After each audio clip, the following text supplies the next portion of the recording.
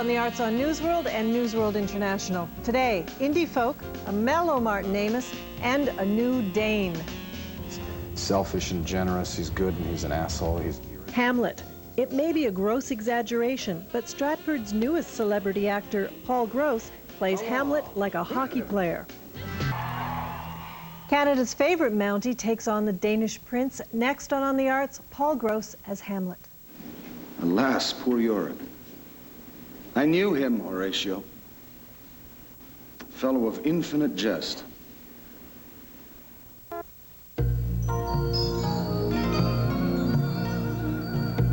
Paul Gross has a lot of nerve. First, he was an award-winning playwright. Then he went on to act and executive produce the highly successful series Due South. Then he started a band. He's got one CD out and another one coming. But when Stratford Festival called and asked how he'd like to spend his summer here, his confidence was shaken for just a moment.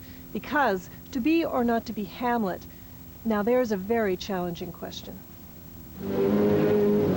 To be or not to be? That is the question. Whether it is nobler in the mind. To suffer the slings and arrows of outrageous fortune. Or to take arms against a sea of troubles. And by opposing.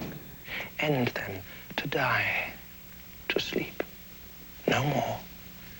Hamlets are really incomparable. Each one is unique to itself. And it's a very odd fraternity of people who have played it because it stands outside of any other dramatic experience, I think. Did you ever think you'd play it? No, and I never had any particular interest in playing it either. I think partly because it was a couple of Hamlets I had seen were not very interesting, and it was bad. The first time I'd encountered it, the teacher who was dealing with it was a terrible teacher, so the play it never was ignited inside me. And then actually I saw Joe Ziegler play Hamlet in the production that Robin Phillips directed in Edmonton, and my wife was playing Ophelia in that, Martha Burns, and it was the first time that I went, oh, my God, this is a great play. I know it all sounds sort of stupid, isn't it? Hey, this is really good writing. But still, even at that point, I didn't think I'd ever play it or particularly pursued it. Because I didn't also think I was capable. I didn't think I had the internal makeup for it somehow. Partly this just has to do with a misreading or misunderstanding of the play. But I didn't think I was light enough for it, and I didn't think I had enough reservoir of self-loathing for it. Subsequently discovered I have plenty of that. Describe your Hamlet. Who's your guy? What kind of a guy is he? I think Hamlet, mine is selfish and generous. He's good and he's an asshole. He's irritating and he's the smartest guy you've ever met. He's funny and cruel. He's sort of all of those things rolled up into one with no sense, does not know how to get out of this mess. Did you ever think you could fail at this? I don't think it's one of those, I don't think it's a part that those questions even apply to, actually. Can you fail? Can you succeed? How is it doable? It's sort of rather like you throw everything you have and you add that into the common understanding of what that part means to all of us. And I think anybody who playing the role knows that you're really standing on the backs of, and it sounds cliched, but it's true, you are on the backs of everybody from Keanu Reeves on down to Burbage, you know. Everybody has chipped something into this big pot that we now call Hamlet. Ethan Hawke is currently taking his kick at the can with a contemporary interpretation of the tormented Danish prince. But we lost one of the truly great Hamlets last week when at 96, Sir John Gielgud passed away. Your gambles, your songs, your flashes of merriment that were wont to set the table on a roar. So, how does Gross stack up against the others? Hard to tell from only this single scene. Stratford refused to let us shoot any more. But I saw the play, and Gross delivers a bold, smart, testosterone-fueled Hamlet. No whining, no wimpiness. Gross is the Yammer Yager of Hamlets. Now, some critics may be appalled, but I bet audiences will love it. Alas, poor Yorick. I knew him, Horatio. fellow of infinite jest. Physically, give me a review of what you go through and what kind of an experience it is to play that role. It feels quite similar to if you've been skiing for a full day of very hard skiing. And at the end, that's what you feel like at the end of it. It's quite good, but spent.